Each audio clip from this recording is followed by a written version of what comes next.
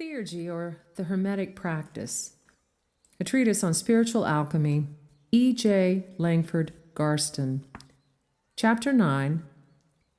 We now come to the most difficult part of our inquiry, for we're beginning to grasp the magnitude of the task that we propose for ourselves, which is nothing less than the purification of the spiritual nature to a point where it may be raised, exalted, or sublimated to a real union with its higher counterparts, from which mystical marriage, as it is sometimes called, is born that which is more than human, that which may be termed divine, the risen Osiris or Christ, which is truly at one with the eternal gods, with true being.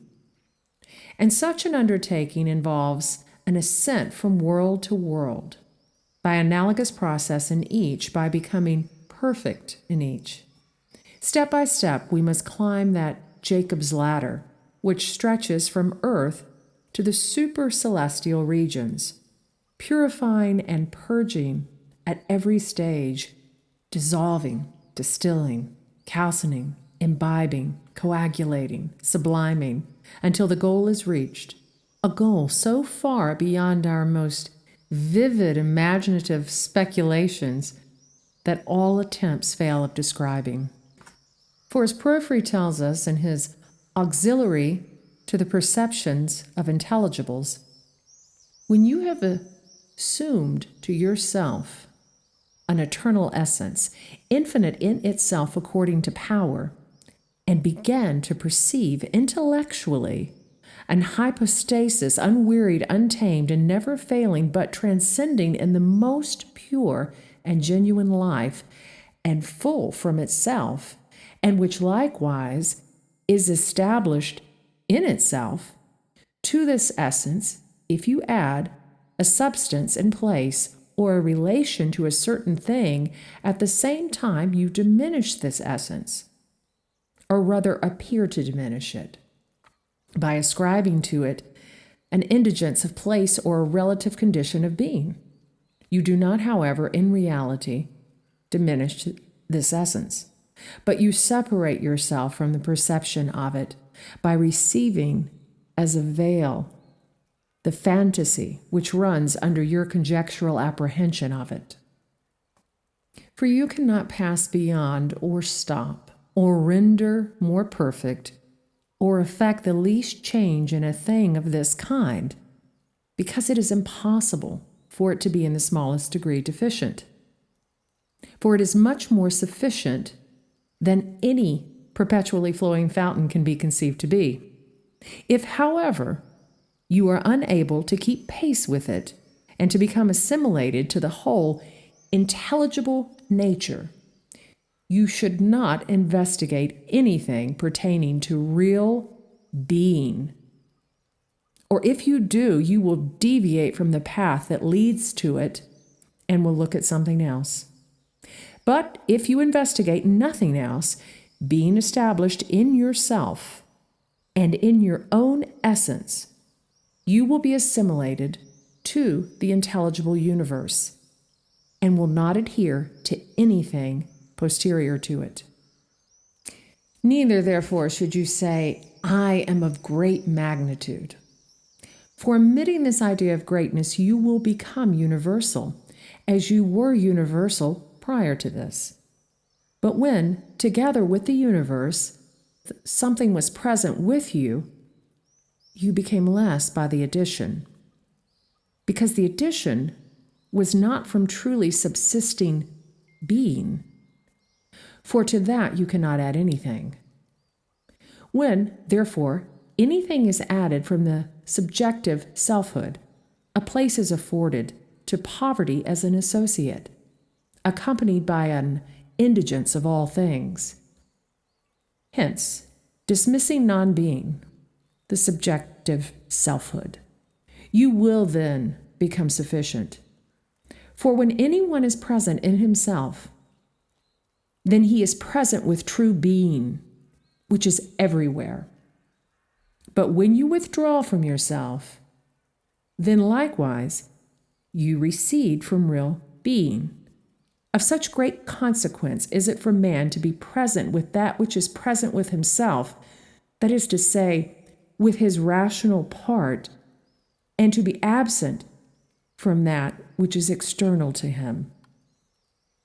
It must be our present purpose, therefore, having sketched briefly the objects proposed, and emphasized the seriousness of the undertaking, to attempt some investigation of the methods by which these ends may be attained, the modus operandi of the Hermetic practice. This is usually divided into two parts, termed the gross and the subtle. But as Mauryan says, you shall know that the whole work of this art ends in two operations hanging very close together, so that when one is complete, the other may begin and finish. This is perfecting the whole magistery. An analysis of the work of the philosophers shows that the two operations are again subdivided, broadly speaking, into two for the first and three for the second, though these are themselves each multiple and are infinitely varied by the different authorities, who complicate matters still further by frequent introversions of the order of the work, scattering their instructions apparently at random through their books, as they themselves freely confess, in order that they may not be too apparent to the uninitiated.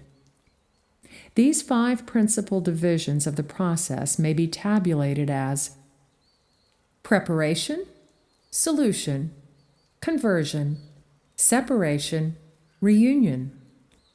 Though it may be remembered that each stage includes operations similar to what has gone before, recapitulations, repetitions, and so forth, so that our classification is in no wise as simple as it appears. Before proceeding to any attempt at analyzing them, we would like to place before the reader a quotation from the Azoth of M. Georgius Beatus, who was, as we are informed by Vaughan in his Coelum Terrae, though he does not mention his name, one of the freighters R.C. This extract sets forth more clearly than many the whole matter, though we are bound to admit that his meaning will in many places be more apparent to the student who already has some familiarity with the Holy Kabbalah. Nevertheless, an intelligent comparison with what we've set forth in the preceding chapter should serve to elucidate the majority of his points, while what we have yet to say will be of service, we hope, in considering the remainder. He says, I am a goddess for beauty and extraction famous, born out of our proper sea which compasseth the whole earth and is ever restless. Out of my breast I pour forth milk and blood. Boil these two till they are turned into silver and gold. O most excellent subject, out of which all things in this world are generated. Thou at first sight, thou art poison, adorned with the name of the flying eagle. Thou art the first matter, the seed of divine benediction, in whose body there is heat and rain, which, notwithstanding, are hidden from the wicked, because of thy habit and virgin vestures, which are scattered over all the world. Thy parents are the sun and moon. In thee there is water and wine, gold also and silver upon earth, that mortal man may rejoice.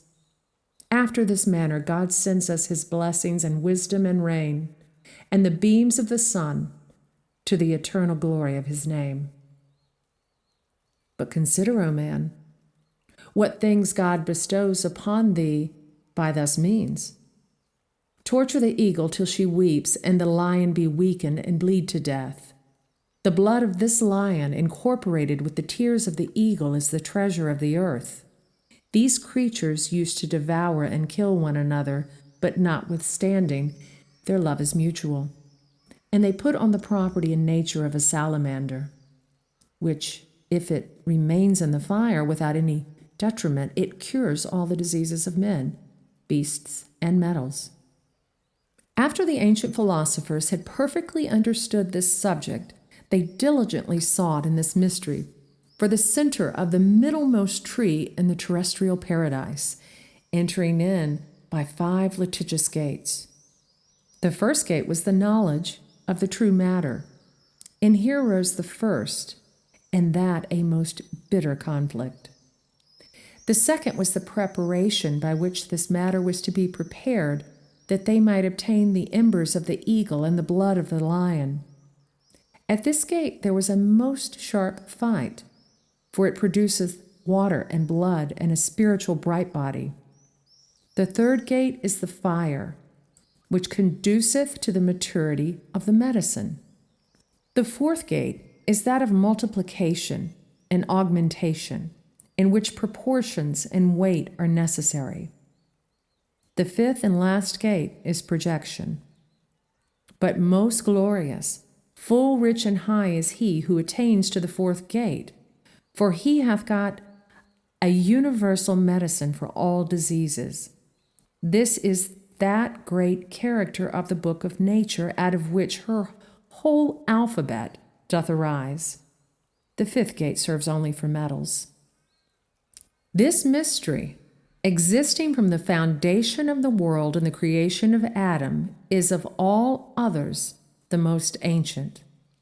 A knowledge which God Almighty, by His word, breathed into nature.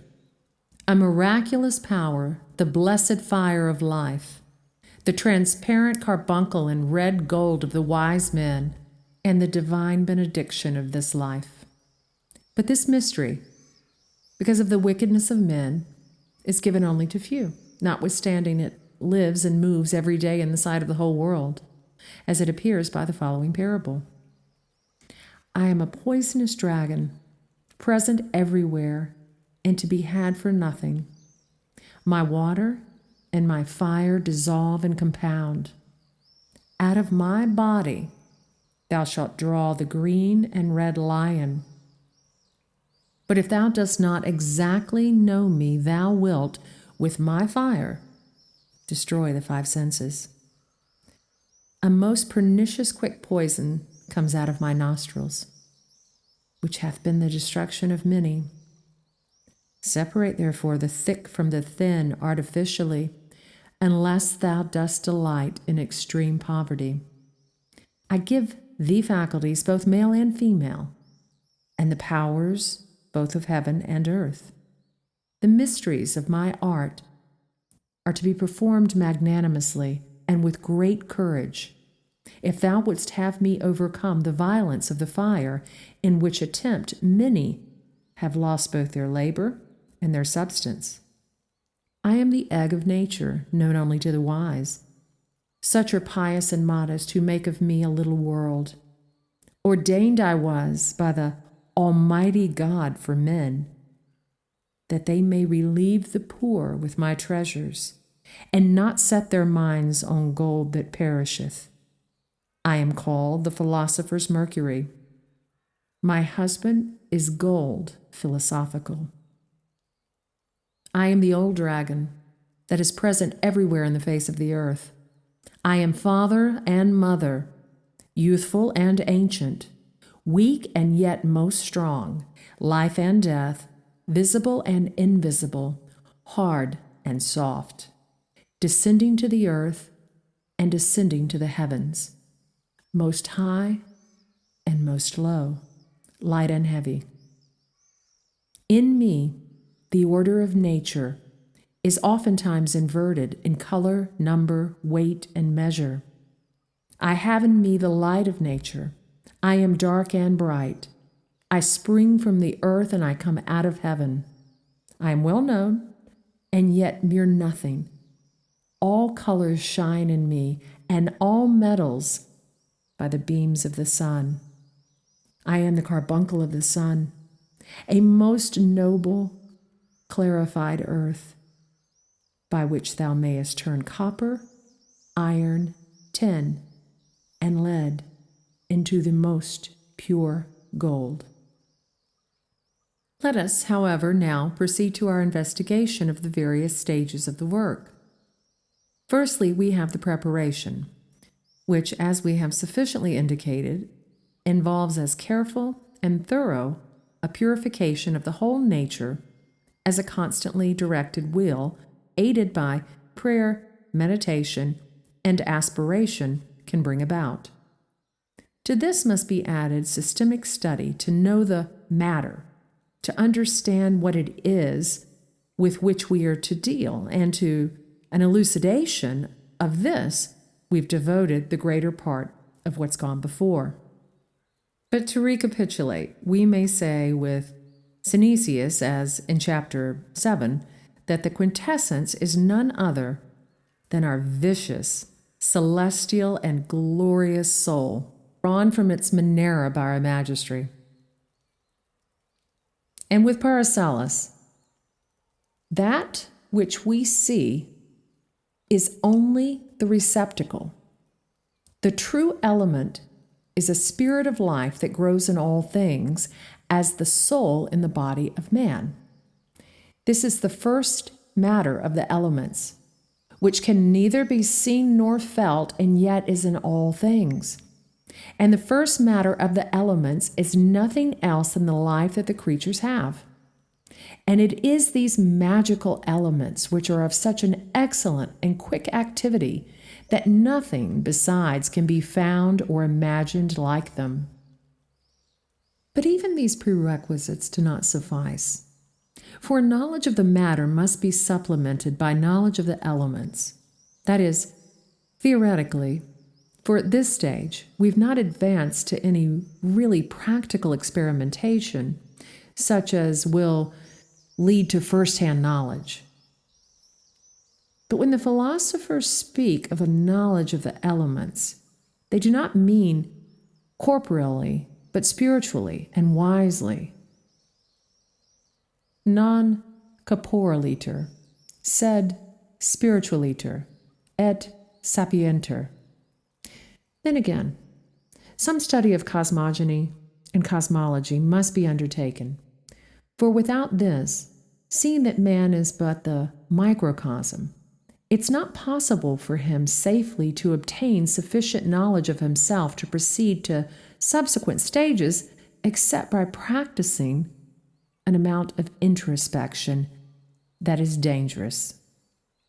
We shall see later on a further necessity for this latter class of knowledge, apart from the value of it in teaching the aspirant self-understanding by means of the parallels between the macrocosmic universe and himself.